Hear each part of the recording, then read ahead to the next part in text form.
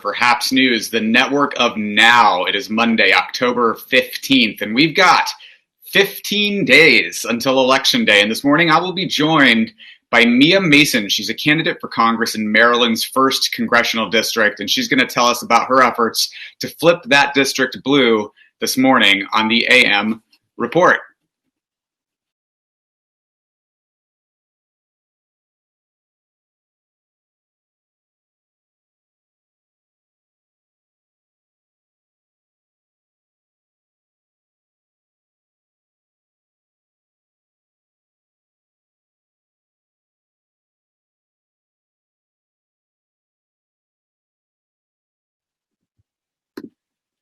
Good morning and welcome Mia Mason to the podcast. How are you this morning, Mia? Doing good, doing well. How about you?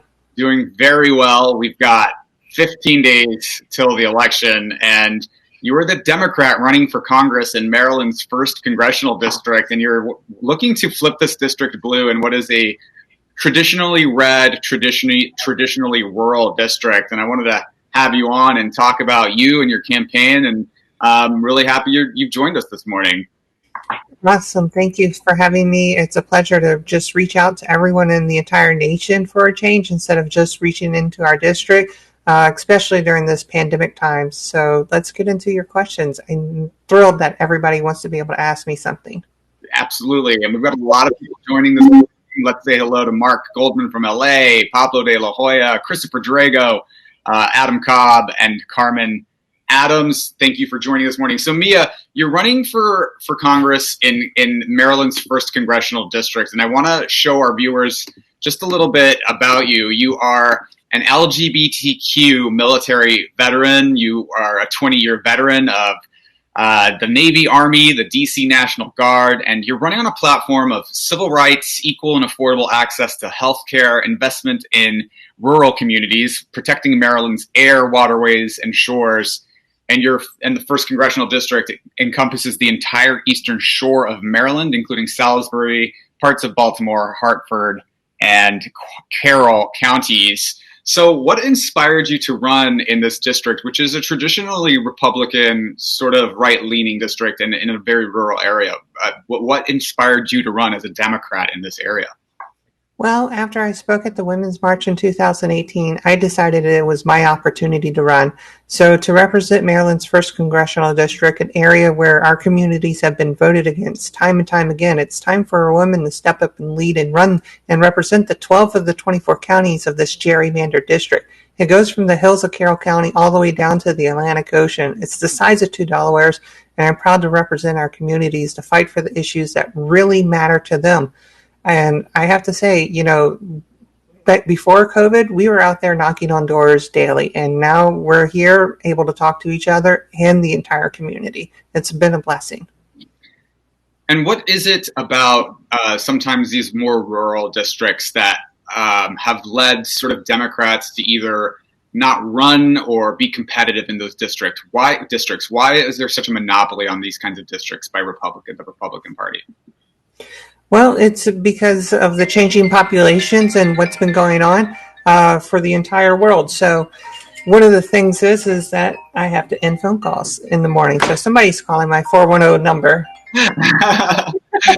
They're probably watching right now. I'm just going to take that as a guess. Like, I know. I've asked for it to happen like so many times. But, when it comes to the rural communities, one of the strongest things that it makes them special is that they have to live in often segregated areas that have suffered from systemic racism on a continuous basis. Either if it's their healthcare, if it's their school system, or if it's just public transit, they're suffering. And it normally takes them about 2 hours to get to a medical facility, an hour to get to school, and an hour to get to work. So we're looking to make sure as a Democrat that we bring our platform forward and change this for our communities. So how are you doing that right now in Maryland's 1st? We know that it's not a conventional election season. We've got 15 days left to go. What's a campaign looking like for someone who is running in a district not traditionally with, I'm assuming, just a digital reach, virtual reach out? What are you doing in your district to reach the voters? And what is important to the voters in your district And what are you looking to do in that district for those voters? Well, we have 12 of the 24 counties, so the issues are a little bit different for each of them. In our northern counties, like Baltimore, Hartford, Cecil, and Carroll County, it's about the schools and, of course, the opioid crisis. Down on the central shore, where we had Kent, Queens Anne, Caroline, and Talbot County, not only are they fighting the problems with their medical issues, they have little to no public transportation. And down on the eastern shore, it's all about our farmers and taking care of their shores because they're being eroded away down in Dorchester, Somerset, Wacomico, and Worcester. So they have very diverse issues. And the best thing that we've been able to do, besides running for election, is to make sure that we continue to lobby in the state electoral process for our state senators and delegates to make sure that their issues are heard, because we're wanting to share their stories later on once elected on the House floor for them. And Mia, I want to ask your opinion about this. The President of the United States has, under his watch, there have been now 220,000 American lives lost due to COVID-19. There's been a total failure to coordinate a federal response to the coronavirus pandemic. And despite the fact that there's not a second stimulus package coming out of the Congress, mostly in part because of the Senate. Now, the Senate has instead decided to ram through a Supreme Court nominee confirmation process with Amy Coney Barrett, and Democrats in Congress are trying to ring the alarms that this could mean at the end of health care for many Americans. So what's your take on this? Are the priorities wrong in Washington, D.C., and what would you be doing differently if you were in Congress right now? Well, I'd be talking to our senators to make sure that we get the HEROES Act passed. Our communities needed that money. There was billions of dollars slated for education, for states, for healthcare, for supplies, to make sure that we could have masks out there in our communities and fix broadband issues. But that was all cut out by our representative who said no to them. And now, as we get into Congress and we want to make sure that we get there, we want to make sure that the communities are fully supported. It's crucial that we make sure that they get the health care that they need. And like you talked about with Amy there, like my marriage is on the line, my health care is on the line. People are being deported that probably shouldn't be deported because of the policies that Trump has basically forced down our throats since the first day he's been in office. And we've been fighting legally, continuously, to make sure that our civil rights are upheld. So I look forward to also, once elected, to make sure our Equal Rights Amendment is passed and signed by our future President Joe Biden. And one of the reasons I think you're so fantastic and wanted to have you on is you are an LGBTQ military veteran. And I think that progressive policies like affordable access to healthcare for everybody are boogeymaned by the Republican Party right now. They try to invoke a lot of fear about what is really, if you look at it, the nuts and bolts, something that's very popular and something that people want.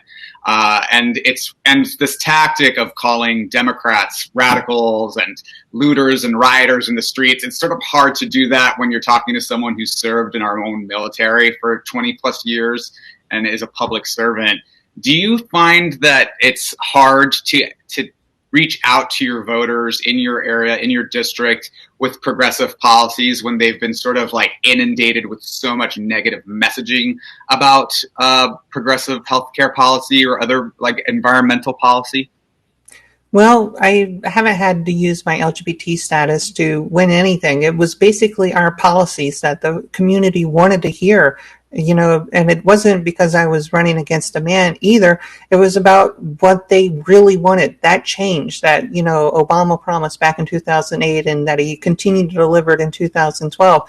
If he had a third term, we would be well better off right now. But we understand that Trump doesn't even want to try to transition power. He wants to call the election a complete fraud and continue this rhetoric, which is harmful to us.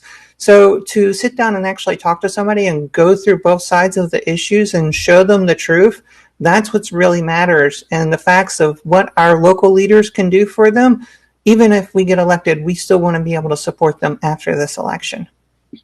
And Mia, what would be your first, what do you think is the number one, if you have your top priority items in your first 100 days, what's the first and top priority for you in your new congressional role should you be elected? Well, we have about 400 bills to make sure that we get passed. And then, of course, we got Medicare for All and the Equal Rights Amendment that I talked about. And, of course, the last thing I want to make sure that we get into, like the top 5, top 10, is the John Lewis Voting Rights Act to protect our voting that is so crucial to us right now as we get into the last 7 to 15 days of voting that starts here in Maryland. And early voting has started in Maryland already, is that right? It starts in 7 days. Tomorrow is the last day to request your ballot. So folks can go to the voting locations October 26th from 7 a.m. to 8 p.m. All the way to November 2nd. And then, of course, we have Election Day. You heard it here. And as we know, Americans are breaking records in early voter turnout. And so we're hoping that Maryland jumps on board and gets out the early vote. Mia, if people are interested in finding you, supporting you, donating to your campaign, where can they find you? Well, they can find me at my social media handle, Mia for MD, or go to miadmason.us to make sure that they can contribute or send us a direct message. And if anything, give me a call, not during the show, but after at 410-94-MASON. Yes, not during the show, please, people. We're in the middle of something, but give her a call right after. So thank you so much, Mia, for joining. You have been listening to Mia Mason. She is a candidate for Congress in Maryland's 1st Congressional District, the Democratic nominee running to flip Maryland's 1st Congressional District blue. Thank you so much for joining this morning, Mia. Awesome. Thank you so much for allowing me to join you with your host, Alex, and have a great day. The pleasure is all Go vote. Go vote. This has been the AM Report with Alex Mahajer for HAPS News, the network of Now. We are live every weekday morning at 7:30 a.m. Pacific, 10:30 Eastern with all of your quick political news and headlines to get your day started right. If you like this content, if you like this journalism, please consider sponsoring it. Buy me a cup of coffee. Visit haps.tv/@AlexMahajer, and we will be back tomorrow morning with all of your latest takes and only 2 weeks to go before Election Day. Thanks for joining, and we'll see you tomorrow. Thank you again, Mia. Bye.